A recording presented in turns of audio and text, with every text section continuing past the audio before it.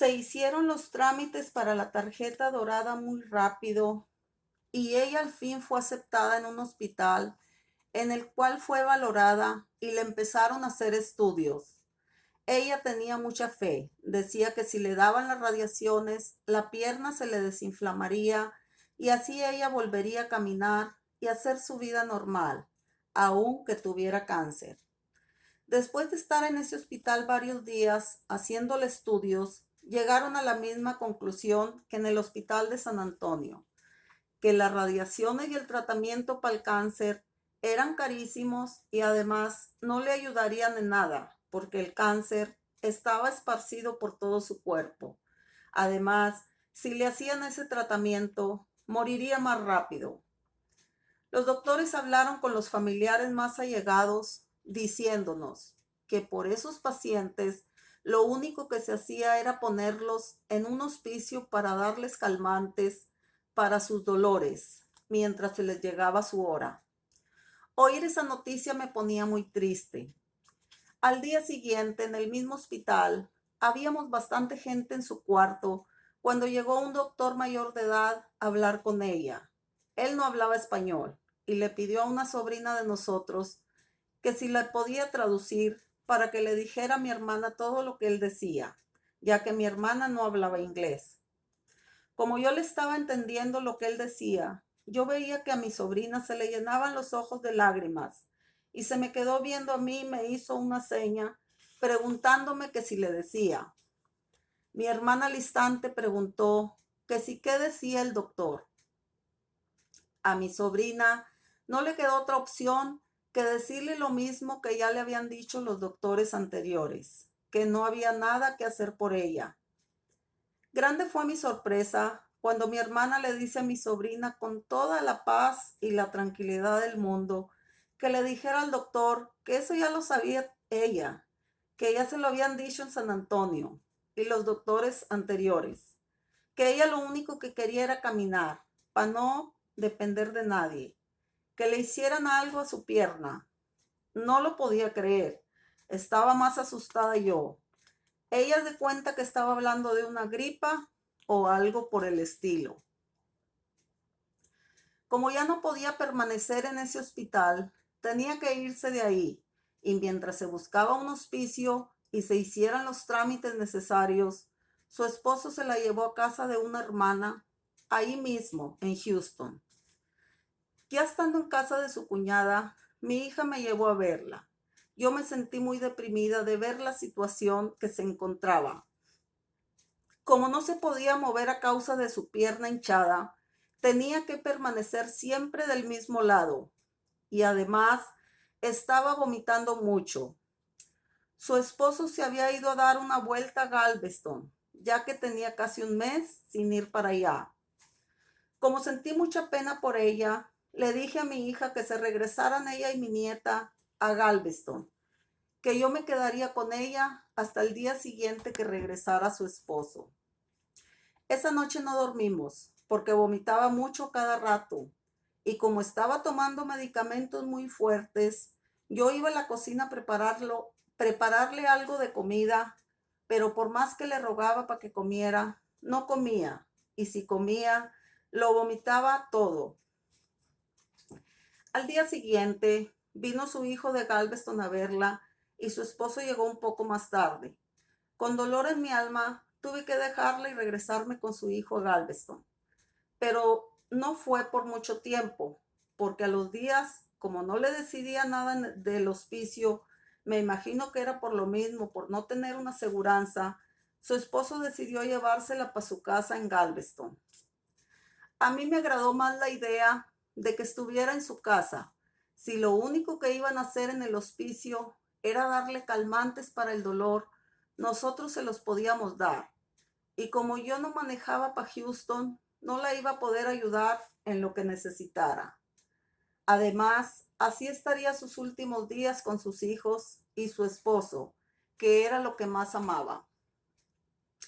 Qué ironía del destino. Hacía 3 meses que había salido de su casa caminando, con la ilusión de curarse, y ahora regresaba a su casa en una cama de hospital que le habían prestado, y con cáncer en etapa final, pero la vida seguía y nosotros en ella. No nos quedaba otra opción que esperar la voluntad de Dios. En esos días, una hermana que vive en Monclova, Coahuila, México, empezó a consultarla con un doctor oncólogo, naturista, ahí mismo en Monclova. Él le aseguraba a mi hermana que él podía curarla, aunque ella estuviera en la etapa final. Y como en el internet venían muy buenos comentarios de él, decidimos empezar a darle el tratamiento que le iba a dar por 4 meses. El tratamiento era 4 frascos de pastillas chiquitas que tenía que tomar cada 4 horas y una inyección cada tercer día. Mi hermana, la de Monclova, se encargaba de mandarnos el tratamiento con personas que vinieran hacia los Estados Unidos. Y así empezamos a dárselo. Seguíamos todas las indicaciones del doctor y muy a menudo hablábamos con él por teléfono. Incluso hasta ella misma hablaba con él. Ella se tomaba todos los medicamentos con mucha fe y una cuñada mía, hermana de mi esposo, la inyectaba cada tercer día. Todos confiábamos que todo lo que estaba pasando un día sería como un mal sueño. Tenía mi hermana unos 2 días de estar en su casa cuando mi hija vino a verla. Cuando mi hija se fue, me habló por teléfono y me dijo que le había dado mucho dolor ver a su tía en tan malas condiciones. También había buscado en el internet un hospicio donde la checaran de vez en cuando y además no le cobrarían ningún centavo. Pero la hija de mi hermana tenía que hablarles para darles toda la información. Mi sobrina les habló y esa misma tarde vinieron una enfermera y una trabajadora social y empezaron a valorarla y a checar todos sus signos vitales. Al día siguiente le trajeron un colchón para que estuviera más confortable, también una mesita de hospital para su comida y medicina. Y además le dejaban medicamento fuerte para el dolor. Y de ahí en adelante pasarían cada tercer día a checarla. Por supuesto yo estaba feliz. Le estábamos dando el tratamiento de Monclova sin decirle nada a las enfermeras, ya que el doctor nos había dicho que era tratamiento natural y no interferiría con lo que le dieran ellas. Y además la iban a estar checando cada tercer día. Yo me había decidido que mientras ella estuviera enferma, yo la iba a ayudar en lo que pudiera. Todos los días que llegaba yo de mi trabajo, le hacía de comer rápidamente a mi esposo, me iba a recoger a mi nieta a la escuela y de allá me pasaba a casa de mi hermana. Ella nunca estaba sola. Su esposo y sus hijos siempre estaban al pendiente de ella. Le platicaban, le daban amor y le rogaban para que comiera. Cuando yo llegaba a su casa, le decía a su esposo que fuera a hacer lo que tuviera que hacer, que yo me quedaba con mi hermana. En ese tiempo, su hija estaba en el colegio estudiando y también yo le decía que fuera a estudiar, que por su mamá no se preocupara. Yo estaría con ella hasta que ellos regresaran y así ella no estaría sola. Así empezamos a vivir una nueva etapa ella, mi nieta, que tenía 4 añitos, y yo. Nomás nos quedábamos solas y yo me ponía en un lado de ella y le empezaba a orar y a cantarle alabanzas. En esos días yo ya ni me acordaba de mi depresión, nomás de ver lo que ella estaba pasando. Como yo había andado enferma varios días, se me había hecho costumbre cantar a cada momento 2 alabanzas que había oído por ahí y se llamaban Ánimo, levántate y El Loco. Cuando yo le canté esas 2 alabanzas, se enamoró de ellas porque decía que todo lo que decía la letra le quedaba a ella y además le traían mucha paz y tranquilidad a su vida. No sé cantar, pero lo voy a hacer como se las cantaba ella para que se den cuenta por qué le traía paz a su vida. Voy a cantar un pedacito. Ánimo, levántate, se llama. Sientes que no tienes fuerzas, que no hay paz en tu corazón, que caminas en tinieblas y llanto, lleno de tristeza y dolor, lleno de tristeza y dolor. La tormenta de tu vida es fuerte, quieres gritar y no puedes. La carga es muy dura y pesada, ya no puedes más, ya no puedes más.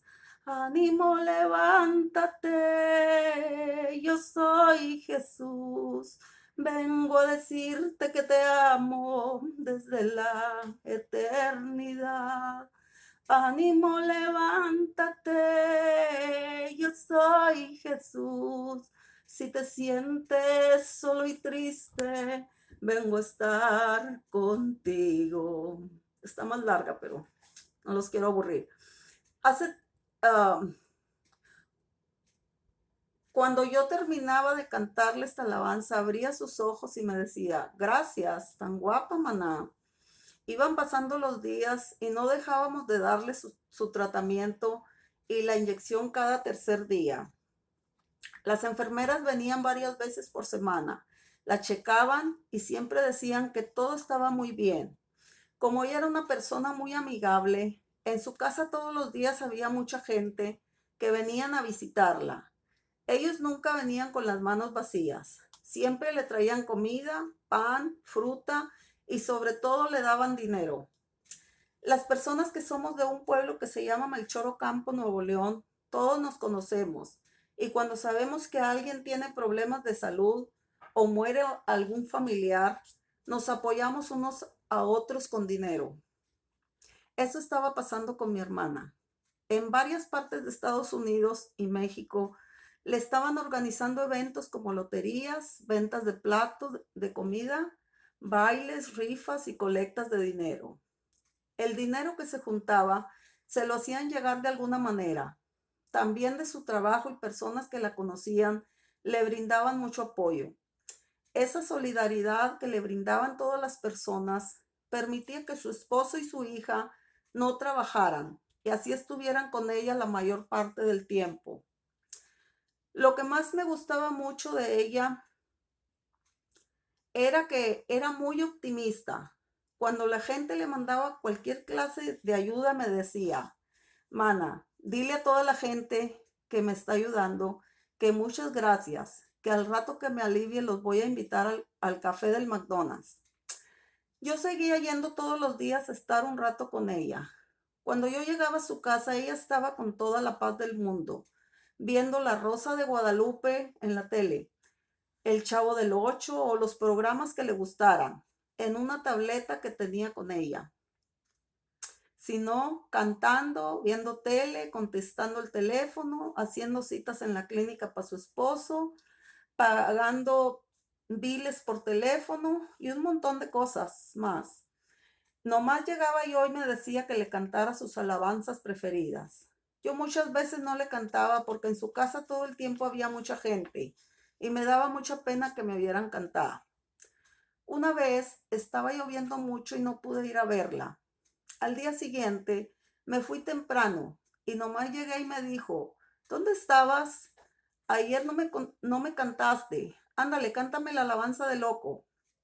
Esa vez le puse mi mano en su frente y empecé a cantar así. Voy a cantar otro pedacito.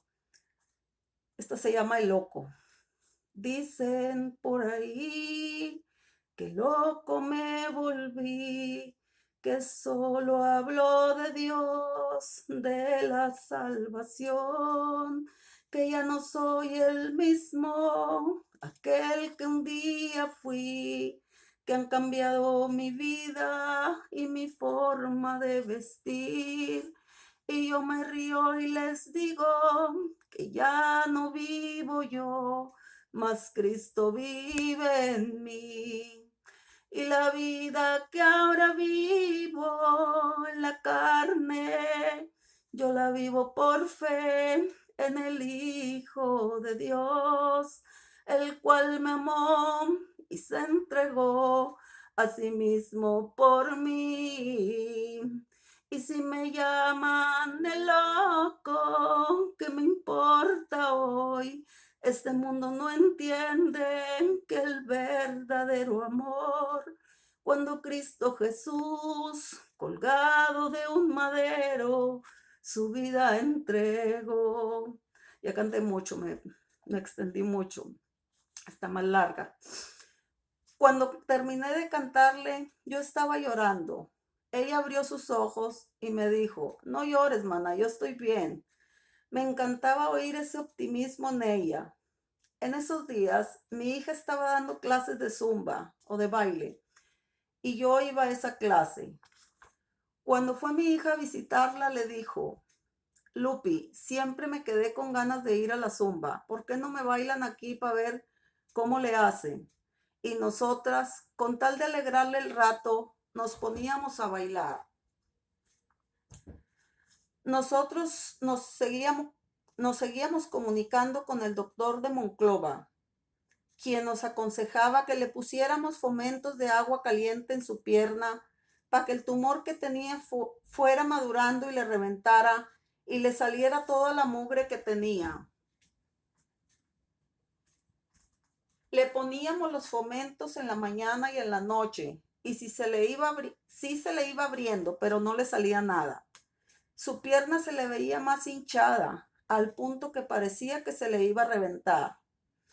Como ella siempre estaba acostada del mismo lado, empezaron a hacérsele llagas en toda su pierna, y entre sus hijos y yo la curábamos una y le salía otra. Las enfermeras seguían visitándola y le dejaban medicamento muy fuerte para el dolor. Como ese medicamento la mantenía dormida y atontada, nunca se lo dábamos. Según ellas, decían que no dejáramos de dárselo, porque el dolor que ella tenía era muy fuerte. No sé qué pasaba, pero ella nunca se quejaba. Ella siempre estaba muy tranquila y en paz. De repente no sé qué pasó, que su condición física empezó a cambiar totalmente. Como casi no comía nada, perdió mucho peso. Tenía un color muy raro. Sus ojos y sus dientes se le miraban abultados. Y sobre todo, la voz la tenía entrepajada y no le entendíamos lo que hablaba. Como las enfermeras se dedicaban a atender puros enfermos de cáncer, nos aseguraban que ya su fin estaba cerca y nos sugerían que ya fuéramos buscando un funeral. En esos días llegaron 4 hermanos de México que tenían 11 años de no verla a causa de su condición migratoria. Ellos habían conseguido una visa humanitaria y venían por 3 días. Cuando la vieron, quedaron muy impresionados. No quedaba nada de la imagen que habían visto de ella la última vez. Ella al verlos mejoró mucho, tanto que se puso a cantar la alabanza del alfarero. Su esposo tocaba la guitarra, ella cantaba y mis hermanos tomaban video. Al día siguiente que vinieron las enfermeras, se quedaron asustadas del cambio y dijeron que varios pacientes que estaban en la misma etapa ya habían muerto, que no sabían qué estaba pasando con ella. Mis hermanos regresaron a México muy contentos porque ella estaba mejor, pero fue nomás por unos días, porque cada día iba empeorando más y más. El cáncer se lo habían detectado en septiembre y ya estábamos en diciembre. Las enfermeras insistían que buscáramos el funeral, porque según ellas no iba a pasar la Navidad. Mucha de la gente que iba se ponía a orarle y le seguía cantando, y yo le seguía cantando sus alabanzas.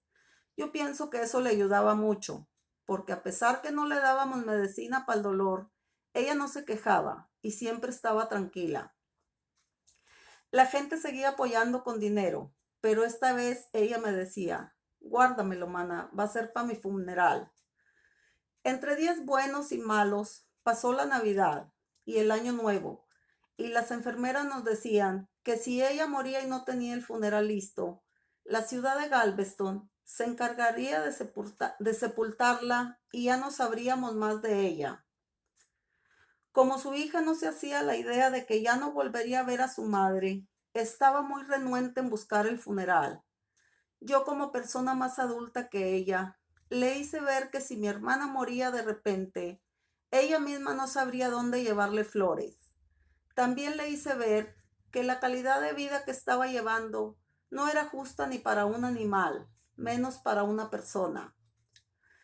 Después que estuvimos platicando y llorando un buen rato, las dos nos fuimos a buscar el funeral. Como ya no mejoraba nada y su cuerpo era el puro esqueleto, mi cuñada ya no la quería inyectar porque se le hacía que la lastimaba, pero ella no se rendía y seguía en paz y haciendo bromas. En esos días llegó mi esposo y le preguntó que si cómo estaba, y ella le contestó bromeando: aquí, cuñado, me está llevando la... y echó una mala palabra. Este cáncer está acabando conmigo. Mi esposo admiraba tanto esa valentía y ese ánimo de ella. Y así, un 23 de enero, se quejaba mucho, muy fuerte, y empezamos a darle morfina y otro medicamento para el dolor. Pero no le hacían efecto, porque hasta dormida se quejaba mucho. Al día siguiente me habló su hija que su madre acababa de morir. Yo me fui inmediatamente a su casa. Era un caso muy triste ver a sus dos hijos pegados a ella, llorando y gritando que por qué los había abandonado. Y fue más triste cuando llegaron los del funeral por el cuerpo y ellos no querían que se lo llevaran. Yo les decía que tenían que dejarla ir porque esa calidad de vida que estaba viviendo era muy pesada. Prepararon su cuerpo y a los 2 días la sepultaron. Mis hermanos regresaron de México, pero esta vez era su sepelio. Era impresionante ver tantísima gente acompañándonos al panteón. Y como había dicho ella, todo ese dinero que se había recaudado fue para su funeral. Descanse en paz toda una guerrera. Qué ironía del destino. No quiso irse a atender a México por no dejar a sus hijos por unos meses. Y hoy los estaba dejando para siempre, y a mitad del camino. Estoy consciente que fue negligencia de ella en no irse a atender a México, pero aún así siento tanta impotencia cuando me acuerdo todo lo que sufrió y ni siquiera una ambulancia le proporcionaron. Han pasado más de varios años de la muerte de mi hermana y de unos meses para acá he venido reflexionando, pensando, llorando y sobre todo que no dejo de cantar las alabanzas que tanto le gustaban. Y cuando pongo atención a la letra, apenas me doy cuenta que Jesús siempre estuvo con ella y nunca la dejó en ningún momento sola. Tuvo que pasar todo esto para que yo me diera cuenta que la fe es tener a Dios en tu vida y en tu corazón.